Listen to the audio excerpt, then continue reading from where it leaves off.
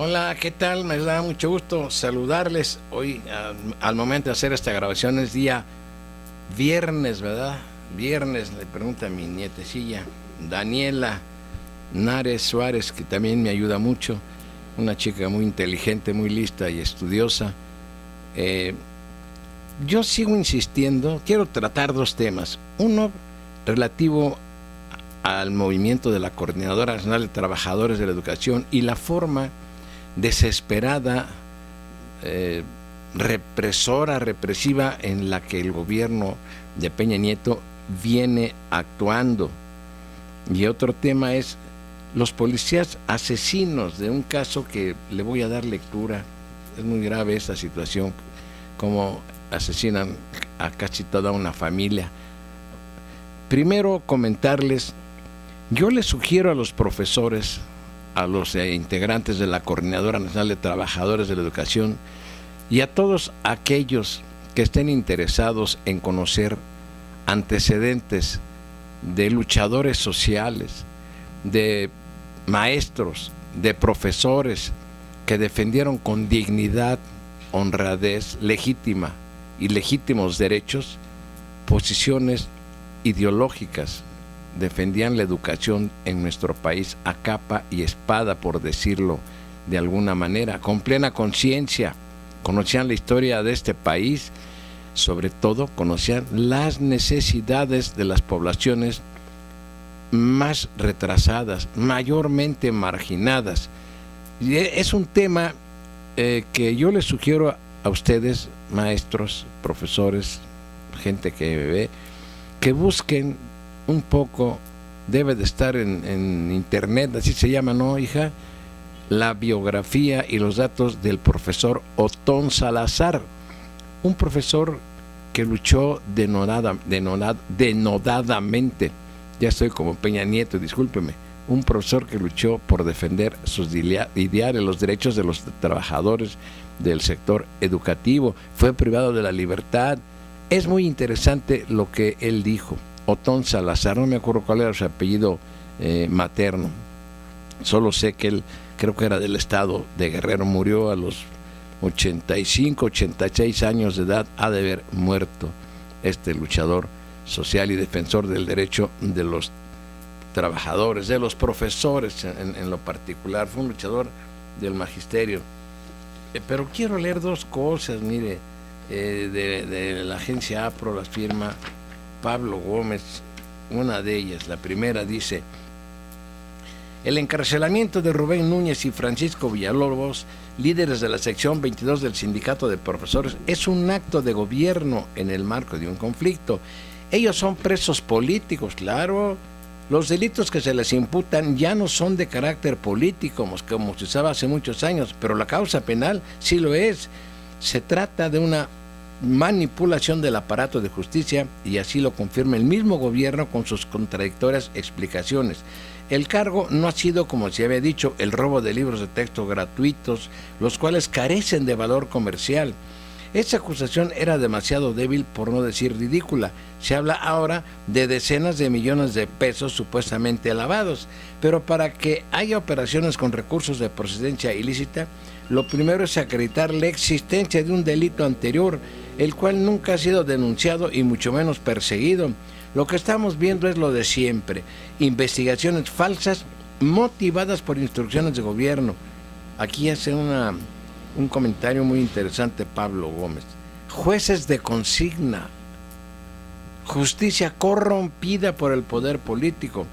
Y menciona también a otro luchador social, a Demetrio Vallejo. Dice: a Demetrio Vallejo y sus compañeros los acusaron en 1959 de disolución social, un delito directamente político. Él estuvo en la cárcel unos 12 años por haber dirigido una huelga, esto fue en ferrocarriles. Antes se usaba el Código Penal en defensa declarada de la seguridad, entre comillas, del Estado. Ahora se utiliza el prosaico lavado de dinero como instrumento político para sacar de circulación a ciertas personas. El encarcelamiento del Bester Gordillo ha sido semejante por el uso de esa técnica, pero con una gran diferencia. Ella tiene una larga trayectoria delictiva, la cual siempre fue parte de la imagen y de la manera de operar el sindicalismo charro, es decir, del Estado. Lo mismo ocurrió en 1989 con Joaquín Hernández Galicia Laquina, a quien le plantaron en su casa cajas de armas e incluso un cadáver. Pero tanto la profesora como el líder petrolero eran parte de una estructura de Estado, dentro de la cual se estaban produciendo traiciones o deslealtades, al final reprimidas con la misma ilegalidad con la cual se habían sostenido esos liderazgos. Por tal motivo, después de sus encarcelamientos, no sucedió nada relevante más que el encumbramiento de otros líderes de la misma familia política mafiosa, pero ya docilitados, pues ya domesticados. La CENTE es una organización independiente y democrática en la cual existe militancia sindical de base, participación efectiva de sus miembros, además está en lucha. Encarcelar a dirigentes mediante inventos judiciales es un acto de represión política, como fue el caso de Demetrio Vallejo y los ferrocarrileros. No es un ajuste personal de cuentas dentro del Estado corrupto, como los casos de Laquina y la señora Gordillo. La lesión que se inflige a la sociedad es evidente porque se reprime la libertad política, la crítica, la movilización ciudadana. El secretario de Educación habla como bravero de barrio y es un golpeador de Peña Nieto. En el momento más complicado de la lucha de la CENTE, se aprovecha la situación para, por fin, utilizar la prisión como factor político después de que el funcionario más cercano del presidente de la República, como lo es Aurelio Nuño, ya había condicionado el diálogo a una renuncia de la CENTE a sus demandas. Eso quiere decir que el oficialismo declara imposible toda interlocución con adversarios, ya que esta solo tiene sentido cuando el tema es la divergencia de posiciones. No es una plática de amigos, sino una confrontación de ideas y una búsqueda de acuerdos entre discrepantes. Con esto, el gobierno de Peña ha oficializado con absoluto cinismo la renuencia a discutir con opositores y el uso de la presión como lenguaje político. Se repite el binomio Díaz Ordaz Echeverría. Pues sí, claro. Y luego dice al final, el gobierno sigue hacia abajo sobre un plano inclinado por él mismo, o sea, por el gobierno que ha venido construyendo este plano inclinado. Yo he insistido, miren, muy difícil Peña Nieto va a acceder a cambiar la Constitución. Porque se la impusieron. Busque usted, ojee usted el Banco Mundial, es un interés del gran capital que se da desde hace años en México, desde 87, pero la voracidad del capital, porque la globalización no es eso más que la expansión del capital, yo le he comentado frente a este micrófono, pero esto pues ya deviene del año 2000, cuando le entregaron el Banco Mundial una carpeta, unas sugerencias para las reformas estructurales. He hablado de eso, ahí está incluida la reforma educativa, y decir Banco Mundial es decir gobierno de los Estados Unidos de Norteamérica. Ojalá usted busque un poco eso. Entonces, bueno, pues el gobierno se está mostrando tal y cual es incapaz de resolver los problemas políticos. Ya no hablo de los problemas sociales, del hambre, de la miseria que existe en el país, que eso es evidentísimo, de este grave conflicto que no lo ha podido manejar, pero menos lo ha podido contener mediante el diálogo. ¿Qué hacen ahora? Ahí te va la fuerza pública, ahí te ve el garrote, ahí te ven los balazos. ¿Por qué? Porque se siente apoyado por los Estados Unidos, se siente apoyado Peña Nieto por las clases poderosamente económicas, tanto de allá como de aquí.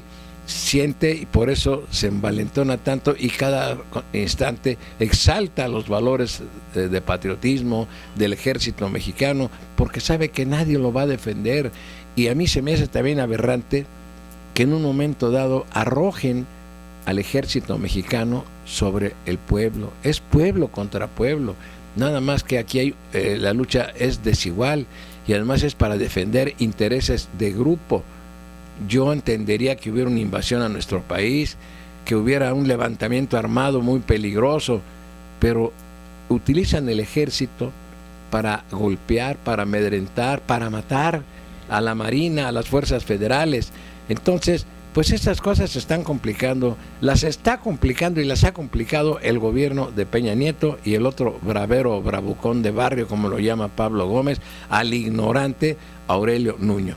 Yo siempre les he dicho, un día ustedes revisen un poco la historia de los que han sido secretarios de Educación Pública y van a encontrar gente como José Vasconcelos, un filósofo, un pensador, un político con una visión muy clara de lo que representaba el desarrollo de la educación en nuestro país o de la enseñanza-aprendizaje. Otro personaje, Jaime Torres Bodet, le puedo mencionar a usted 10 o 12 secretarios de Educación Pública de una gran formación académica, pedagógica, política, con sensibilidad social. No este mozalbete que está ahí, que más que nada parece policía. Claro, él se presta y el titiritero que le dice qué decir, pues no saben que están llevando al país a una situación muy grave, porque la presión aquí aumenta. Yo le doy ejemplos de Michoacán. Ya no solo son los profesores los que están en la calle, ya vienen acompañados de normalistas. Va a decir que son de los mismos, sí, de padres de alumnos de diferentes escuelas, de comerciantes, vienen acompañados hasta de empresarios, de empresas pequeñas que se sienten lesionados en sus intereses, vienen acompañados de ejidatarios, de comuneros, de grupos de zonas marginadas. Por eso el gobierno tiene miedo. ¿Y qué hace? Ahí va la última solución, ahí va el ejército. Bueno, o la Policía Federal. Quiero leer algo que se da mucho en México, aunque lo nieguen de que son casos aislados. Esto lo voy a leer tal y como está escrito el jueves 16 de junio, estoy hablando de hace 2-3 días, en la página 24 de La Jornada. Dice: policías de Veracruz realizaron 25 disparos contra la camioneta. Dice, entre comillas y con signos de admiración: no nos tiren, traigo a mi familia, traigo a mis hijos. Francisco Sarro narra la trágica noche, las últimas palabras de su esposa Aksaharim. Qué brutalidades. Y les voy a explicar por qué se dan estas cosas. Dice así la nota: no nos tiren, traigo a mi familia, traigo a mis hijos, gritó a los policías municipales de Martínez de la Torre, Veracruz, Aksaharim López Ronquillo, quien conducía la camioneta en la cual viajaba con su familia y un amigo la noche del lunes pasado. Pero los uniformados no hicieron caso de las súplicas y realizaron 25 disparos contra el vehículo. Francisco Sarro Vallar, quien iba de copiloto, vio cuando los tiros de los uniformados atinaron en el cuerpo de Aksaharim, su esposa.